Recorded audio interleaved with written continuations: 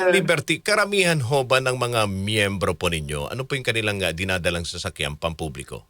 Meron na po sila mga modernized eh. Kalate-hati-hati po to eh. May naka-traditional. Yung kasi sa Traditional 100%. jeep.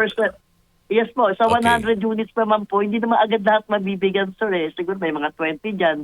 Yung iba naman naka-100 units na, naka-modernized na. Oo. Yung iba naman naka-30, yung iba 10. Oo. Iba-iba po yan sir eh. Kasi hindi naman sinasabi ng gobyerno na natin na mag-modernize na kami.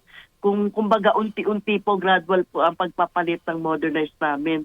So yun po yung nagiging problema po namin na malaki, etong moratorium na to na sana pagbigyan po kami ng mga bangko na 3 months o 6 months, wag muna po kami mag-amortization. Pag bumalik na po yung tamang presyo, doon na po kami magbabayad ng kahit na mga may tubo na doon, yung tubo na lang Oo. muna ang bayaran.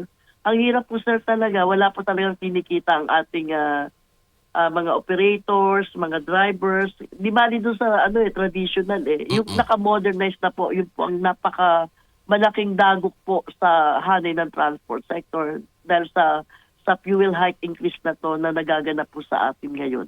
Opo.